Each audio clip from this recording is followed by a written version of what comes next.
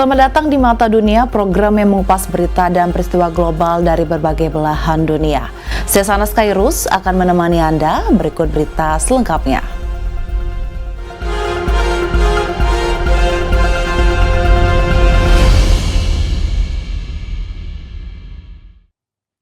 Tinggal di negara mayoritas non-muslim seperti Amerika Serikat merupakan tantangan bagi orang tua muslim yang membesarkan anak-anak mereka. Itu sebabnya berbagai sekolah pendidikan Islam mingguan didirikan berbagai komunitas termasuk imam madrasah. Setiap hari Minggu di SMP Negeri Eastern Middle School di kota Silver Spring, Maryland, ratusan anak muslim berkumpul untuk mendalami agama Islam. Mereka terdaftar sebagai murid imam madrasah, sekolah pendidikan Islam yang didirikan oleh Imam Center, komunitas muslim diaspora Indonesia di area metropolitan Washington DC. Gedung SMP itu disewa untuk kegiatan madrasah. Ya, jadi Imam Madrasah didirikan pada tahun 1996, jadi ini udah 29 tahun untuk mengajarkan anak-anak Indonesia yang tinggal di Amerika ini tentang Islam. Meski didominasi oleh anak-anak keturunan Indonesia, sekitar 51% lainnya berasal dari berbagai latar belakang, dari keturunan Afrika hingga Pakistan. Usia mereka pun beragam, dari yang masih TK sampai yang sudah duduk di bangku SMA. Setidaknya 53 guru dan 15 sukarelawan meluangkan waktu mereka setiap pekan untuk mengajar membaca Al-Quran dan ilmu pengetahuan seputar Islam dan menjadi muslim di Amerika. Ina dan para pengajar mengaku bukan tugas yang mudah untuk mengajarkan agama Islam kepada anak-anak di Amerika yang terbiasa dikelilingi lingkungan yang beragam dari segi agama maupun budaya. Guru itu harus betul-betul siap untuk menjawab pertanyaan anak-anak yang why, mengapa. Jadi harus ada pembekalan yang cukup. Karena jangan sampai kita juga salah menjawab kepada anak-anak tersebut. Karena tapi di sisi lain, ketika anak-anak itu mendapatkan jawaban yang mereka inginkan, reasoning yang mereka inginkan, dan make sense buat mereka, maka iman mereka akan lebih kuat daripada orang yang Islam tapi hanya ikut-ikutan saja. Allison dan Alfiano, dua murid madrasah yang kini duduk di kelas 8 SMP, mengaku menikmati pelajaran di madrasah. The one I'm most fascinated about has to be the story of Prophet Musa. Pretty interesting story right there. I think it really just gives me more knowledge about who I am and like what it means to be a Muslim, like the Arabic, the hijab, everything that comes with it. Para orang tua punya alasan khusus menyekolahkan anak-anak mereka di madrasah itu. And so for me it was really important to have that strong Islamic foundation, especially since we're living in America and there are a lot of challenges ahead, and making sure that our kids have that strong Islamic foundation, you know, as they grow up in a society that's not predominantly Muslim. Madrasah itu nggak cuma buat belajar tentang agama kan gitu, jadi membantu juga untuk bisa sosialisasi lagi tentang dengan teman, bagaimana kita belajar bersosialisasi dengan sesama Muslim. Pelajaran agama sendiri memang tidak diajarkan dalam kurikulum sekolah negeri di Amerika. Itu sebabnya sebagian orang tua mendaftarkan anak-anak mereka ke sekolah agama seperti imam madrasah agar bisa lebih mengenal dan menjalankan ketentuan agama yang mereka anut. Dari Silver Spring, Maryland, Rifan Dwi Astono, Nur Hadi Sucahyo, VOA. Sampah plastik menyumbang 10 hingga 12% dari seluruh limbah padat di Kenya. Menurut program lingkungan PBB, sebuah perusahaan teknologi Kenya mendaur ulang limbah plastik itu untuk mencetak model 3 dimensi yang membantu pendidikan mahasiswa arsitektur sekaligus mengurangi kerusakan lingkungan. Model 3 dimensi ini dibuat dari sampah plastik daur ulang. Gambar 3 dimensi didesain dan diunggah ke dalam mesin yang kemudian mencetak model yang diinginkan. EcoPrints Generation, sebuah perusahaan di Mombasa, memproduksi model-model ini. Awalnya pelet plastik dipanaskan pada suhu yang stabil untuk menghasilkan filamen. Filamen kemudian dimasukkan ke dalam pencetak 3 dimensi untuk menghasilkan berbagai model. Permintaan untuk model ini terus meningkat, terutama di sektor pendidikan. Most of the people who have needed the use of the filament and the 3D printed products and use them to teach and educate learners. It's a visual aid which is better as compared to just drawing a diagram on a blackboard or a whiteboard. And another industry which I've seen is people who do in manufacturing. They tend to test out their prototypes. So that is another use which we've been leveraging on as well. Kenya menghasilkan hampir 1 juta metrik ton sampah plastik setiap tahun menurut program manufaktur berkelanjutan dan pencemaran lingkungan yang dibantu oleh Organisasi Perdagangan dan Pembangunan PBB ANTEC. Hanya kurang dari 10% sampah yang didaur ulang dan sisanya berakhir di tumpukan sampah raksasa, di lautan, atau dibakar, sehingga melepaskan emisi berbahaya ke atmosfer. Gel Industries adalah salah satu dari sedikit perusahaan di Kenya yang mendaur ulang plastik. Perusahaan ini memproses sampah dengan memecahnya menjadi potongan kecil, kemudian membersihkan dan menyortirnya berdasarkan warna dan kualitas.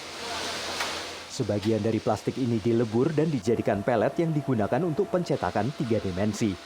Salah satu pelanggan utama EcoPrints adalah Kenya Coast National Polytechnic, sebuah perguruan tinggi di Mombasa. Mahasiswa arsitektur di sini memakai model 3 dimensi dari plastik daur ulang untuk membuat maket rumah dan fitur sekitarnya seperti pohon, mobil, dan orang. Model 3 dimensi ini membuat pengajaran menjadi lebih mudah bagi para dosen dan meningkatkan pemahaman mahasiswa terhadap materi kuliah. The 3D models, it has really helped us as every time it comes in exam, it is really easily for you to remember what to do and what you have been taught by the teacher. These 3D models has helped in creating the realities of what is done theoretically in class. During the demonstration, it helps now in creating the reality. We can see the realities of cars, of landscapes, that is for trees, for persons, people who are living in a particular building when we do our design. Untuk saat ini, EcoPrint Generation hanya mencetak benda-benda berukuran kecil dan menengah. Tapi mereka sedang berencana untuk mencetak benda-benda yang lebih besar, seperti rumah yang bisa digunakan oleh para mahasiswa arsitektur bagi pendidikan mereka. Dari Washington DC, saya Helmi Yohanes dan tim VOA. Informasi berita lainnya akan kami sajikan usai jeda berikut ini. Tetap saksikan Mata Dunia.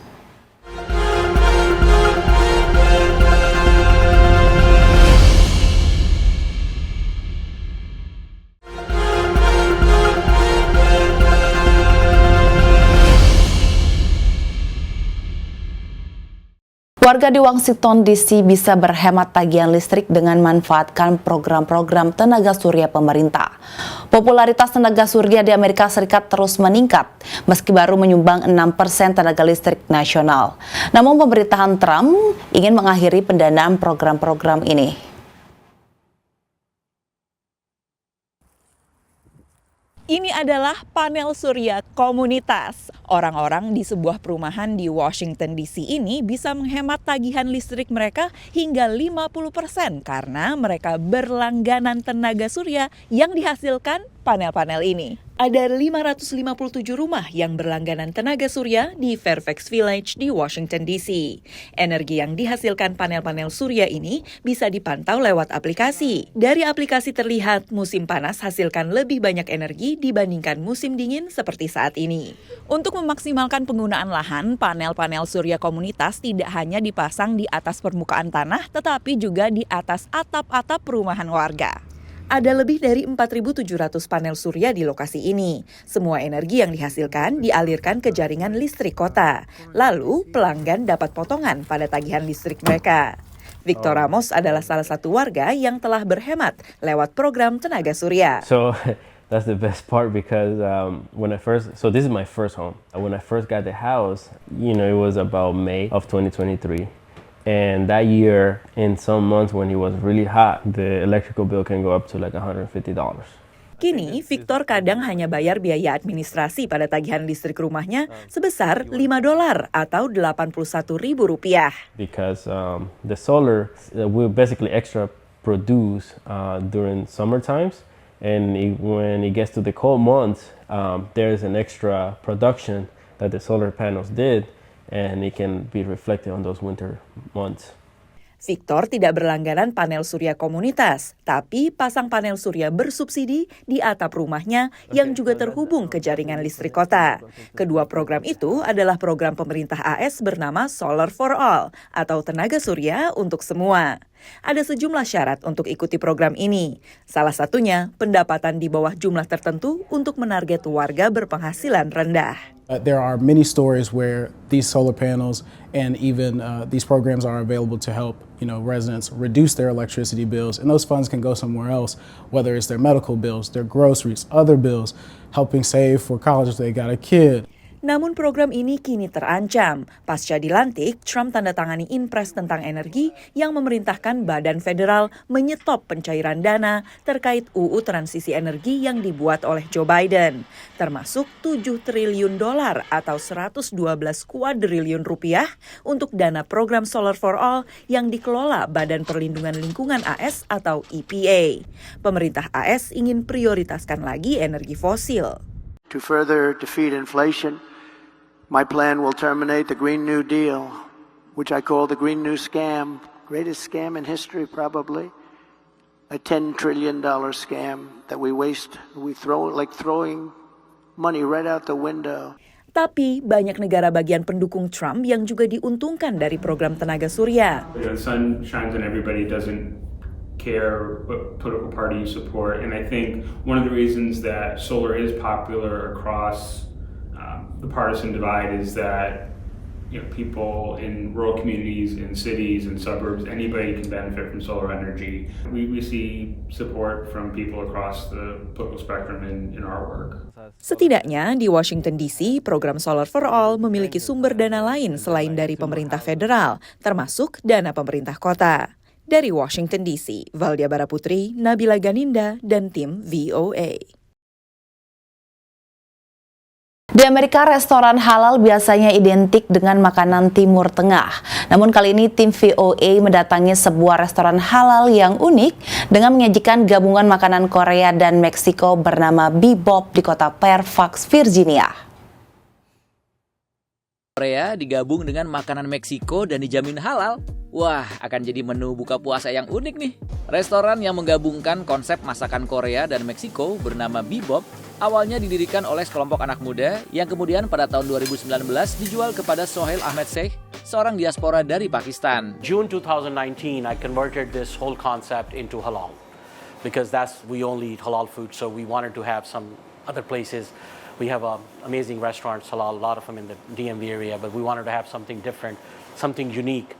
So Korean-Mexican grill is definitely a unique concept and something different. Sempat ada penentangan dari pelanggan ketika berubah menjadi restoran halal. And then even you can see some reviews on the Google and Yelp on us that, hey, since they took the pork out, this place is a dumb. You will see those kind of situations and those kind of remarks on. But I ignore all those. So I believe that majority of people welcome halal food and they welcome the concept of better quality meats. And they all love it. Tapi sebenarnya bagaimana sih konsep penggabungan masakan Korea dan Meksiko ini? By choosing Korean toppings. So they chose the kimchi slaw, beans sprouts, lettuce, and cucumber, which is the Korean style, but with Mexican meat and Mexican rice. So what we did is we took the burrito, tacos, quesadillas, and we add Korean fusion to it. And same thing we did with a Korean ball. You can do Mexican way like pico de gallo, street corn, yellow rice, and Mexican chicken or Mexican steak, which is carne, shredded. I think it's really awesome. I don't really see that often in my part of Virginia, so definitely coming up here is worth the drive. Usaha milik Sohail ini semakin berkembang. Restoran Meksiko, Korea, dan halal yang terletak di kota Fairfax, negara bagian Virginia ini dijalankan oleh putranya, sementara Sohail sedang menyiapkan Bebop di lokasi ketiganya di kota Baltimore, negara bagian Maryland. Apakah sulit untuk mendapatkan suplai daging halal? Zabiya hand slaughtered chicken is the only thing sometimes is halal, is hard to find, but that's becoming very easy now. Nah, sekarang saatnya saya bersiap untuk berbuka puasa nih. Dari Fairfax, Virginia, Irfan Ihsan, Alam Burhanan, Ronan Zakaria, VOA. Informasi berita lainnya akan kami sajikan usai jeda berikut ini. Tetap saksikan Mata Dunia.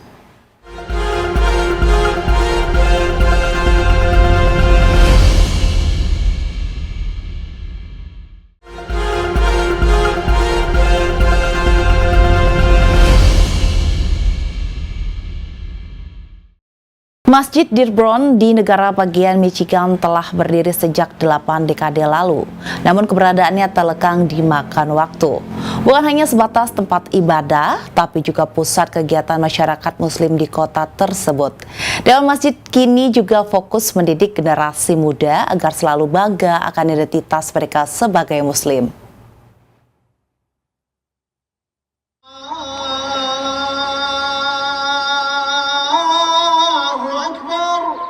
Siang ini lantunan azan berkumandang dari Masjid Dearborn American Muslim Society.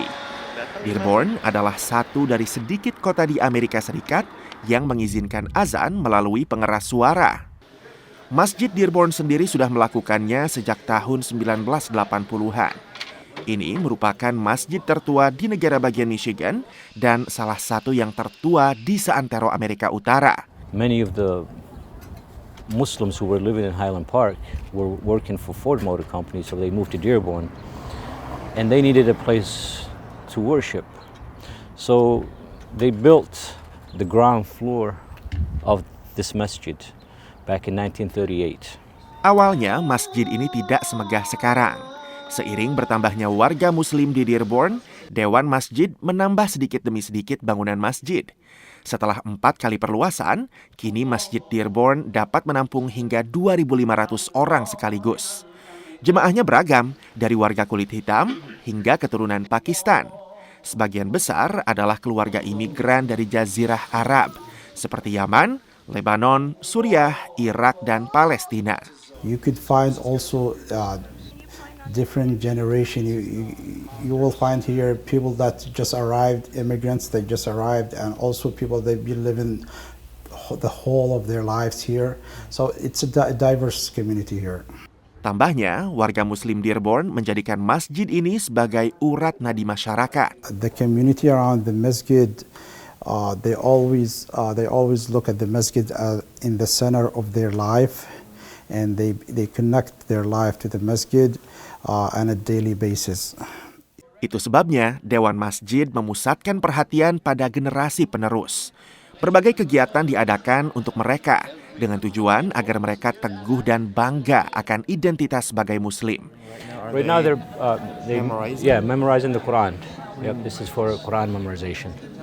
We have a lot of kids who memorize the Quran by heart. Alhamdulillah. The month of Ramadan, they do a Quran competition. Alhamdulillah, some of them will give Umrah, a trip to Mecca. Some of them, get prizes. Just to make them memorize more. Dearborn berkembang menjadi kota dengan komunitas Muslim yang semakin hidup. Meski demikian, upaya untuk melestarikan keyakinan di kalangan generasi muda Muslim Amerika merupakan sebuah tantangan tersendiri. Now here, it's an open society. It's free. Everything is free. Everything is open for you. So now the new generation, it needs more and more attention to them. We're trying our best, and still we need a lot of help, and also we need to do more to teach our kids about Islam, about manners, about cultures. Rencananya, sebuah sasana olahraga akan dibangun terhubung dengan masjid untuk menjadi pusat kegiatan anak muda. Dari Dearborn, Michigan, Rifan Dwi Astono, Alam Burhanan, Virginia Gunawan, VOA. November hingga Maret di Florida adalah musim manatee atau sapi laut. Mamalia air yang bisa dilihat langsung di alam bebas selama musim dingin, mereka bermigrasi ke perairan yang lebih hangat untuk bertahan hidup. Namun badai yang semakin sering menerjang ke Florida menyapu habis makanan mereka. Melihat kumpulan sapi mungkin bukan pemandangan yang langka, tapi bagaimana dengan sapi laut? Bulan November sampai Maret adalah musim sapi laut atau manatee di Florida. Mereka bisa dilihat langsung di alam bebas, di kota Crystal River, satu-satunya tempat yang secara legal membolehkan berenang dengan manatee di habitat alami mereka. Ya, sekarang kita sudah sampai di salah satu mata air di Suaka Marga Satwa Crystal River. Di sini kita sudah bisa lihat manatee dari atas perahu, saking jernihnya air di sini. Nah, saat musim dingin, manatee bermigrasi ke sini karena air di sini cukup hangat bagi mereka untuk bertahan hidup sekitar 22 derajat Celcius. Diperkirakan ada sekitar 8.000 sampai 11.000 mamalia laut ini di seluruh Florida. Banyak tur tawarkan paket untuk melihat manatee. Salah satunya milik Captain Derek. Ia prioritaskan kesejahteraan manatee dengan tur skala kecil dan perahu yang nyaris tak bersuara. Our company was founded on the principle of passive observation. So we just try to take every measure that we can to ensure if we find a manatee feeding, for example, we don't interfere with their feeding. If they're sleeping, then we don't interrupt that or their natural behavior in any way. Memegang manatee adalah hal yang paling dilarang saat tur. Kita sudah lihat beberapa manatee, bahkan ada yang bersama anaknya. Jadi kita tidak boleh mengejar atau memegang. Tetapi kalau mereka yang mendatangi atau menyentuh kita, itu tidak apa-apa. Status populasi manatee saat ini adalah terancam. Departemen Perikanan dan Satwa Liar AS sedang menimbang untuk mengganti statusnya jadi terancam punah. Yeah, the biggest threat currently is just them getting adequate nutrition, so meeting their daily calorie needs. Manatees eat up to 10% of their body weight every single day, so that's really a struggle right now, in large part due to the hurricanes we've had the last 2 years, which have killed off our eelgrass population. Menurut Badan Antariksa Amerika NASA, pemanasan global membuat badai semakin intens. Belakangan ini saja pada 2024 ada 2 badai hurikan yang turut menyapu Florida, Helen dan Milton. Tanpa makanan utamanya di Crystal River, manatee bisa kelaparan dan mati. Meningkatnya suhu air laut juga bisa bunuh manatee karena mengganggu pola migrasi mereka. The warmer the ocean's getting, the further they go, we're seeing more of them get stuck when the temperatures drop. Jumlah kematian manatee capai rekor pada 2021, tapi ilmuwan setempat masih optimis.